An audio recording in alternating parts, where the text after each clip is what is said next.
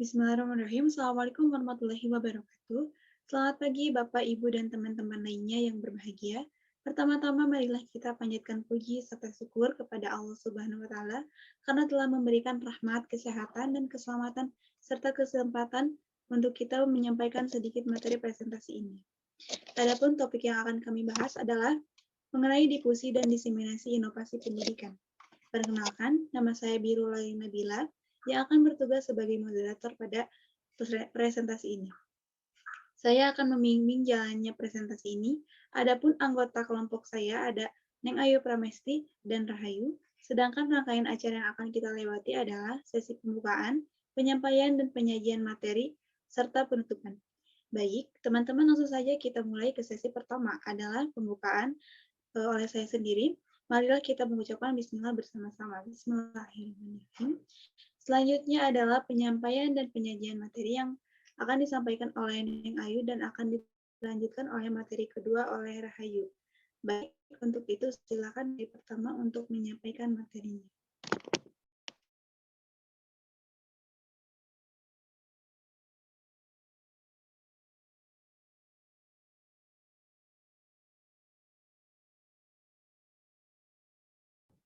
Baik, terima kasih moderator atas waktunya.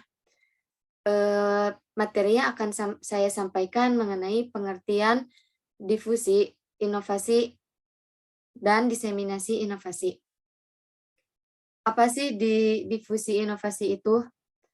Rogers 1995 dalam Shipman dan Kanuk 2010 mendefinisikan difusi sebagai proses di mana suatu inovasi dikomunikasikan melalui saluran tertentu dalam jangka waktu tertentu di antara para anggota suatu sistem sosial. Sedangkan inovasi adalah suatu gagasan, praktek, atau benda yang dianggap atau dirasa baru oleh individu atau kelompok masyarakat. Bahwa difusi inovasi adalah suatu proses penyebar serapan ide-ide atau hal-hal yang baru dalam upaya untuk merubah suatu masyarakat yang terjadi secara terus-menerus dari suatu tempat ke tempat yang lain, dari suatu kurun waktu ke kurun waktu yang berikutnya, dari suatu bidang tertentu ke bidang yang lainnya kepada sekelompok anggota dari sistem sosial.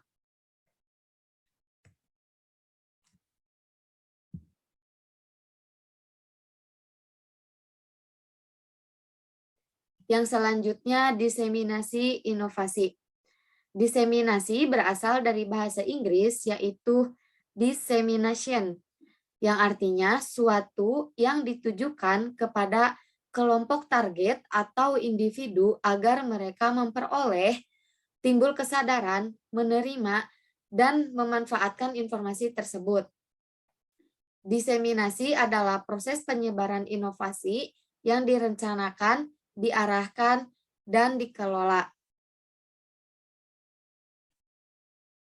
Berbeda dengan difusi inovasi yang merupakan alur komunikasi secara spontan.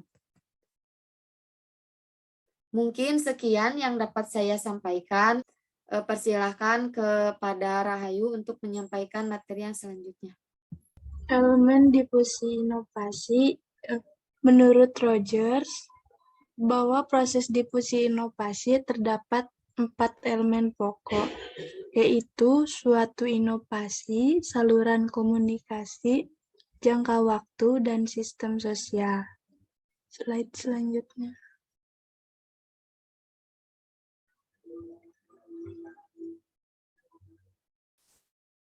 Suatu inovasi adalah gagasan, tindakan atau barang yang dianggap baru oleh seseorang, dalam hal ini secara subjektif menurut pandangan individu yang menerimanya. Jadi semua produk tidak mempunyai kemungkinan yang sama untuk diterima oleh konsumen. Beberapa produk bisa menjadi populer hanya dalam malam, sedangkan yang lainnya memerlukan waktu yang sangat panjang untuk diterima atau bahkan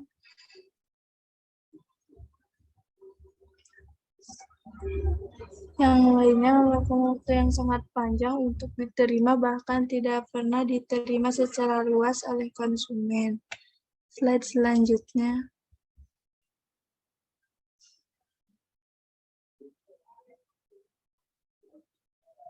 Saluran komunikasi adalah alat untuk menyampaikan pesan-pesan inovasi dari sumber kepada penerima. Jika komunikasi dimaksudkan untuk memperkenalkan suatu inovasi kepada halayak banyak yang tersebar luas, maka saluran komunikasi yang lebih tepat, cepat, dan efisien adalah media massa. Tetapi jika komunikasi dimaksudkan untuk mengubah sikap atau perilaku penerima secara personal, maka saluran komunikasi yang paling tepat adalah saluran interpersonal. Slide selanjutnya.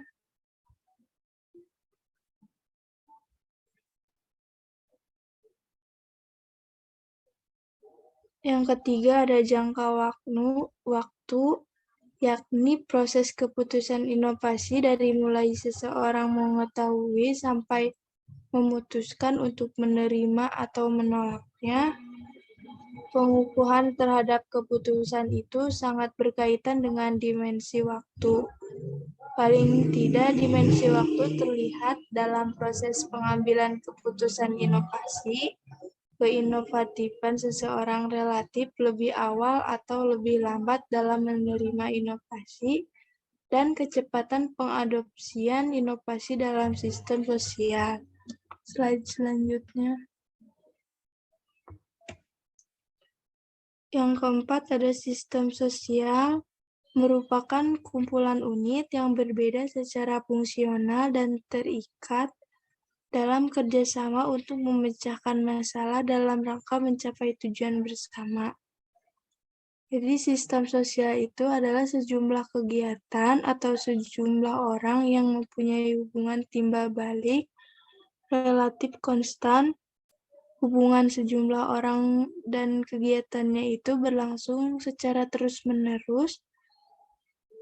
Sistem sosial mempengaruhi perilaku manusia karena di dalam suatu sistem sosial itu tercakup nilai-nilai dan norma-norma yang merupakan aturan perilaku anggota-anggota masyarakat. Pematerian dari saya kembalikan kepada moderator. Baik, terima kasih kepada Rahayu dan Neng Ayu telah memaparkan materinya. Selanjutnya adalah materi yang terakhir. Nah, di sini ada studi kasus. Masalah yang menuntut inovasi pendidikan. Inovasi harus dapat terkomunikasi dengan baik agar dapat lebih mudah dipahami dan diterima oleh masyarakat. Karena menurut Udin Saifuddin, salah satu dari karakteristik inovasi adalah kompleksitas, artinya tingkat kesukaran untuk memahami dan menggunakan inovasi bagi pengguna. Inovasi yang mudah dipahami itu yang akan mudah diterima oleh masyarakat. Sedangkan inovasi yang sangat sulit dipahami itu merupakan sesuatu yang sulit diterima oleh masyarakat. Maka, setiap inovasi diciptakan untuk semudah mungkin dalam mengkomunikasikan agar lebih mudah dan diterima. Hal tersebut dapat merujuk pada permasalahan pendidikan.